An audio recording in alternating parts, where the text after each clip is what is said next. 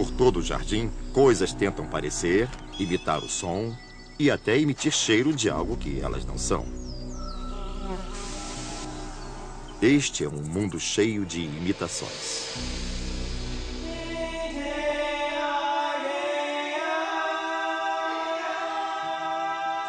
O mundo secreto dos jardins.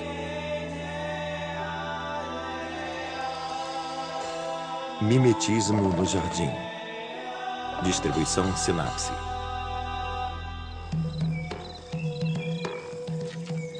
Nós temos a tendência de supor que o que vemos é exatamente como parece.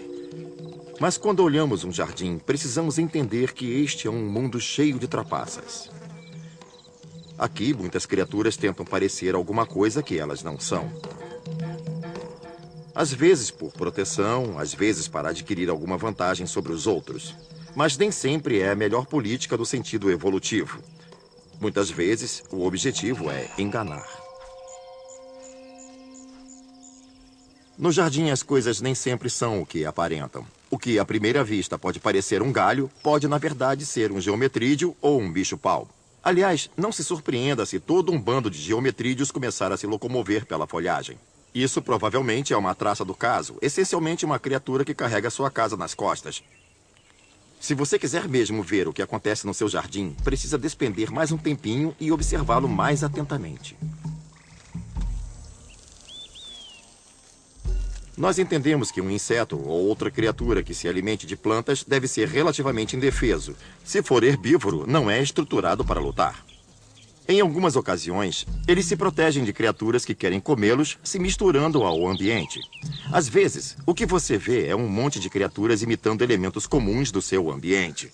E muitas vezes, são as plantas as imitadas. Muitos besouros do espinho acabam realmente parecendo espinhos. Os besouros do espinho já têm uma espécie de corcova característica, mas quando se organizam um pouco mais e atingem o máximo de alerta, acabam parecendo mesmo um espinho. Quando você vê uma pequena colônia deles sobre um ramo, vai pensar que está olhando uma haste de rosa ou uma ramada espinhosa. Apenas quando eles se movem é que você descobre que não são espinhos.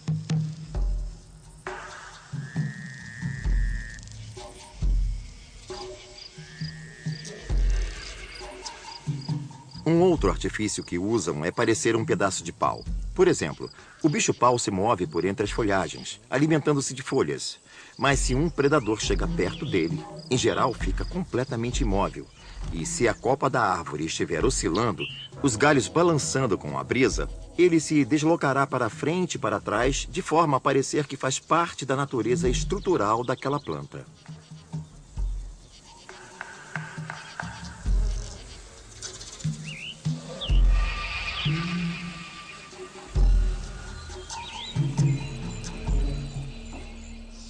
Poucas lagartas têm algo parecido. Elas caminham pela vegetação e têm uma aparência pouco confundível com galhos. Mas quando você mexe nelas, costumam ficar imóveis. Se a solução for ficar parada no lugar, então é isso que elas fazem. Não existe somente a camuflagem pela cor. Existe também a camuflagem pela postura.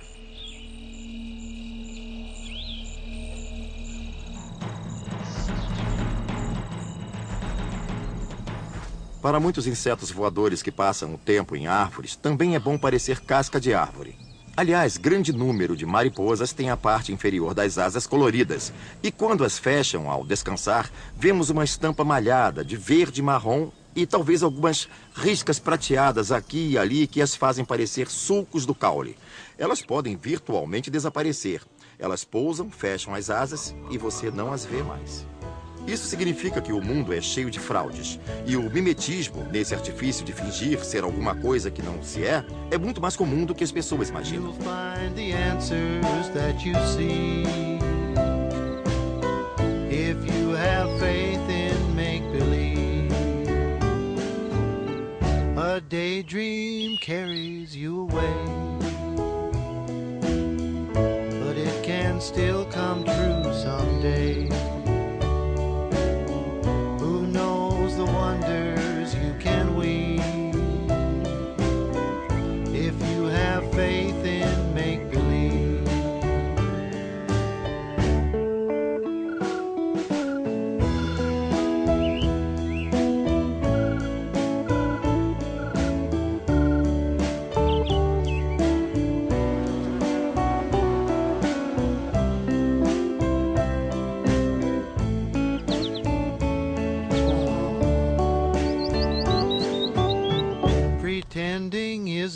very hard.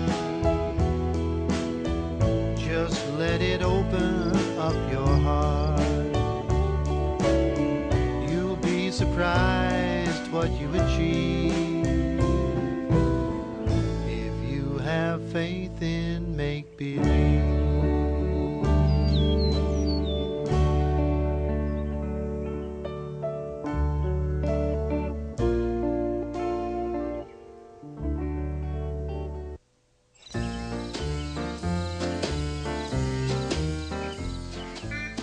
Mimetismo é o que os insetos usam para parecer o que não são. Há muitas razões para se fingir ser uma outra coisa.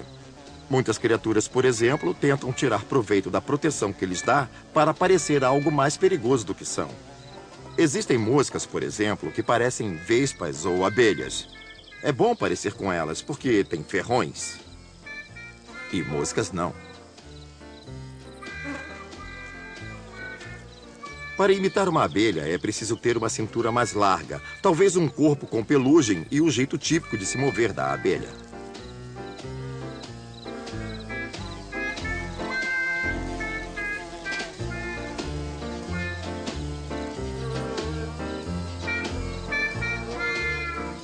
Para imitar uma vespa, é preciso ter uma cintura fininha e um corpo longo. Isso pode oferecer proteção contra predadores visuais que não querem atacar um inseto que poderá ferroá-los.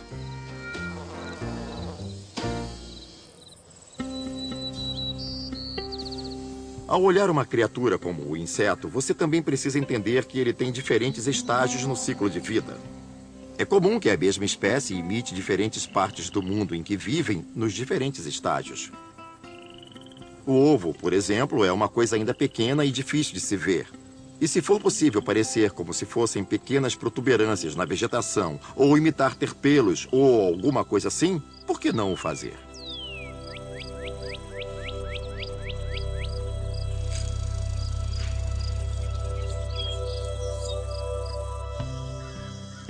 Um estágio em que as criaturas não querem chamar a atenção para si é o de pupa.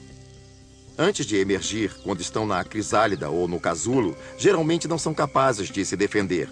Elas sabem voar, mas não sabem andar. Mal conseguem se mover.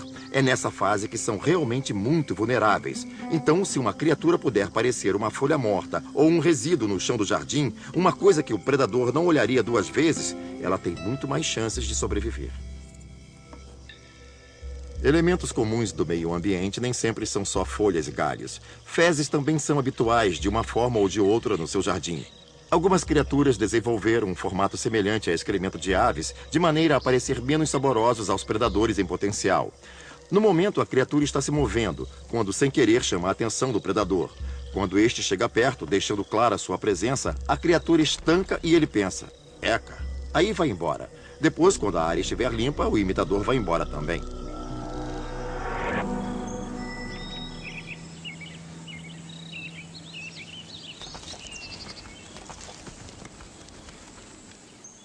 Para muitas criaturas, sobreviver significa confundir-se com o cenário para evitar que predadores as avistem. Por exemplo, essas corças não têm a velocidade e o tamanho de um cervo adulto, então, essencialmente são indefesas. Dependem inteiramente de ter coloração marrom como pintas brancas para que possam imitar as folhas caídas no chão da floresta à luz do sol. Essencialmente, elas desaparecem.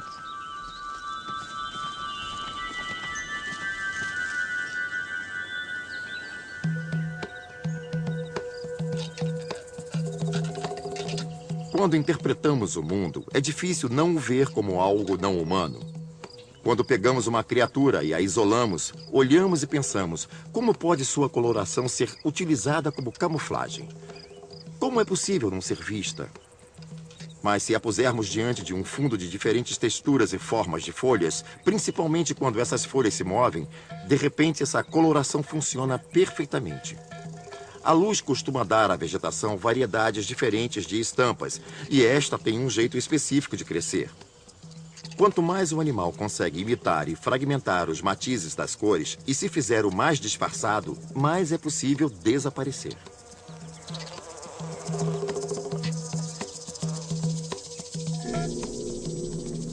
Às vezes as criaturas querem se confundir com o cenário, não porque querem fugir de predadores, mas porque querem ser predadores. Elas querem se misturar ao ambiente para surpreender a presa.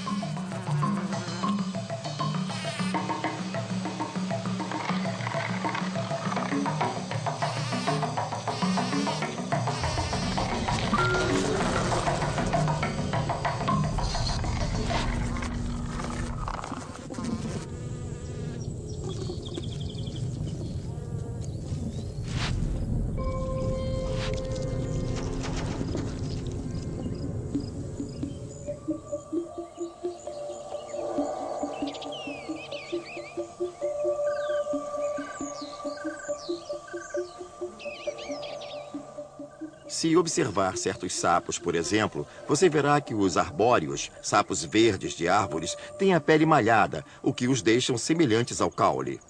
Eles podem ficar parados ali, imóveis e discretos, que você sequer vai notá-los.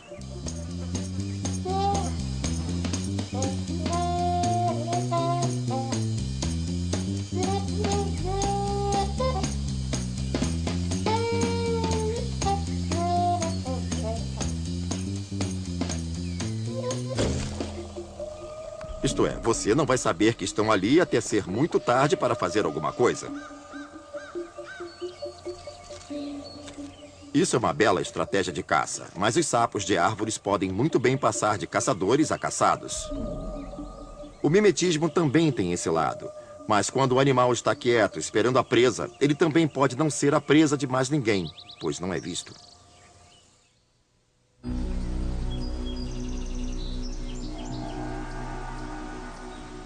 Para tentar ganhar a vida armando ciladas, o animal quer ter o elemento surpresa a seu favor. Uma criatura que tem essa noção bem clara é a aranha embusteira, caçadora de flores. Ela exibe uma gama de cores que se confunde com o centro de certas flores, o que as camufla muito bem num lugar em que o tráfico de insetos é intenso. Se observar um campo cheio de flores, vai encontrar centenas e centenas dessas aranhas embusteiras. Estão todas lá, apenas esperando.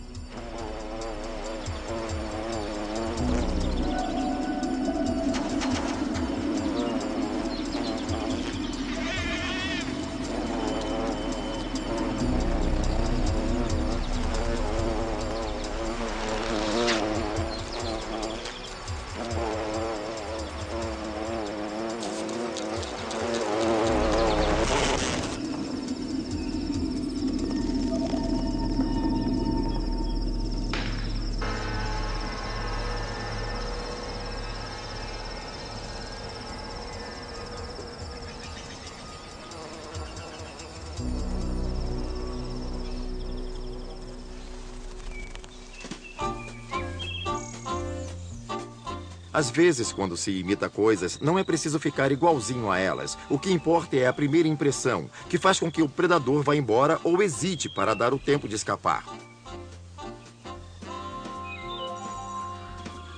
Algumas espécies de lagartas lembram vagamente uma cobra. À primeira vista, você não diria isso, mas ao se sentirem ameaçadas, comprimem o corpo onde tem dois pequenos ocelos, falsos olhos, que parecem grandes para o tamanho do corpo, e isso as deixa com aspecto de cobras. Então, quando você chega mais perto, você também descobre, ao vê-las em alerta, que tem uma pequena glândula com um prolongamento que elas podem desenrolar. Parece muito a língua de uma cobra sendo estendida diante dos seus olhos. O posicionamento é exatamente para criar essa impressão.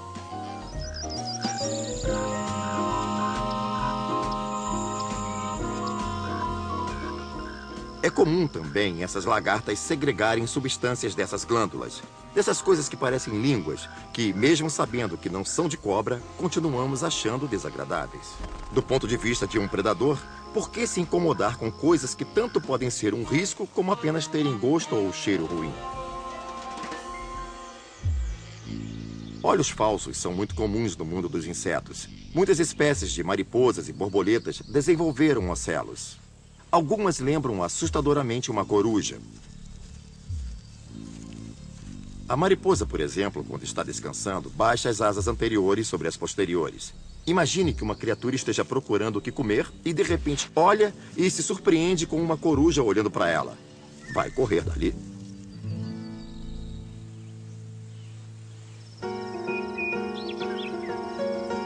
Às vezes as coisas parecem similares porque estão reagindo ao ambiente de forma similar. Não se trata apenas de mimetismo. Um não está imitando o outro. Para ver um bom exemplo, observe os beija-flores. O que faz deles seres incomuns é que podem pairar no mesmo lugar. E eles têm um bico longo para que possam introduzir em flores tubulares fundas, de hastes longas, e ficam bem estáveis, porque podem fazê-lo estando parados no ar.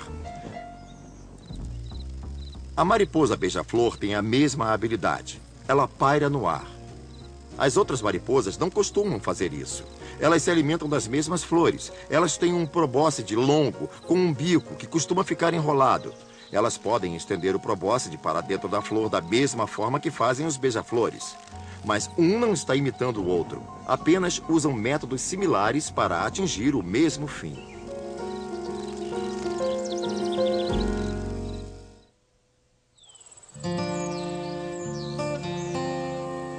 Às vezes, uma criatura não imita o ambiente e, por isso, precisa fazer um grande esforço para armar uma situação em que se confunda com o cenário.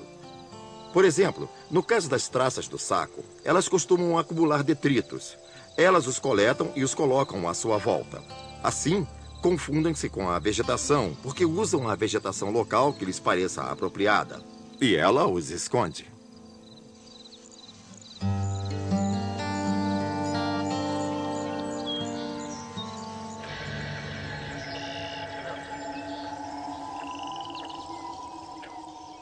Abaixo da superfície da água, uma das criaturas mais interessantes é a mosca d'água.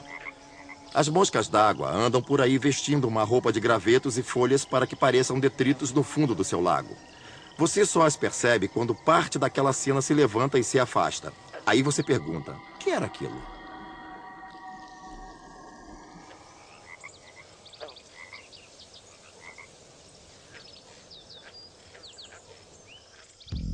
Tem também a larva do besouro tartaruga. Ela começa seu costume com minutos de vida. Essas estranhas criaturas coletam todas as suas fezes e as colocam sobre a cauda, que equilibram como uma espécie de guarda-chuva fecal estilizado. O guarda-chuva começa pequeno, mas à medida que essas criaturas se desenvolvem, fica cada vez maior, a ponto de predadores voadores só verem um monte de excremento ambulante no lugar de uma larva saborosa. Mas no seu jardim não são apenas seus olhos que são enganados. O tordo dos remédios também engana seus ouvidos. Os machos imitam uma variedade de sons para atrair a fêmea. A lista de sons será maior quanto mais atrativa ela for.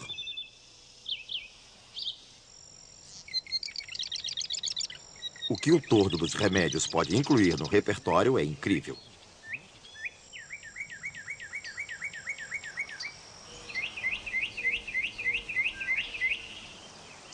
Ele pode imitar o som da água corrente ou ruídos de máquinas, coisas assim. Quanto mais complexo o repertório, mais bonito ele parece e mais fêmeas não resistirão a ele.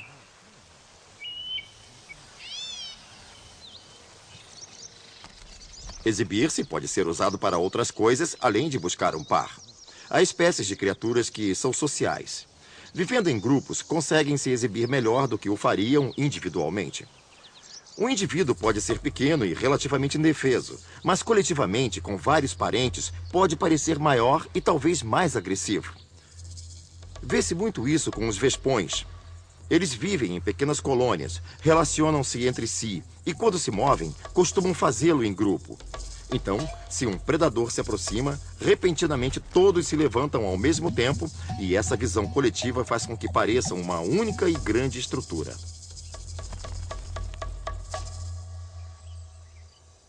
Dizem que imitação é a forma mais sincera de lisonjeio. Mas quando se trata de mimetismo no jardim, algumas criaturas não se satisfazem em imitar a aparência ou o som de outras. Querem ter o mesmo cheiro. Por exemplo, muitas orquídeas produzem perfumes poderosos com a intenção de atrair possíveis polinizadores. Mas para dar certo, tem que recender de forma a que polinizadores se interessem.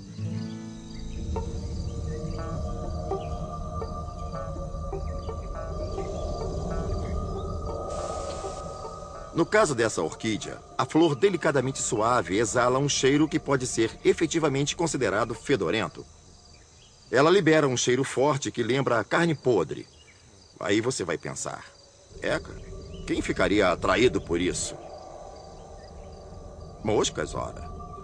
As zeladoras do jardim são comedoras de carniça, devoram carne morta. Então, para elas, coisas mortas são um maná dos deuses.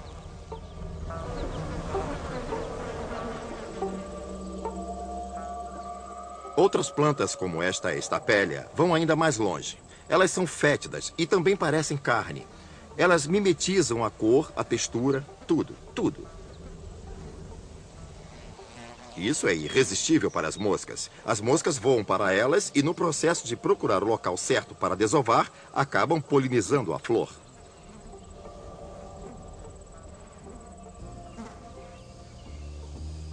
Portanto, com todas essas criaturas mimetizando as aparências, os cheiros e até os sons no seu jardim, você deve prestar muita atenção ao que está se passando no seu quintal, a fim de realmente apreciar tudo.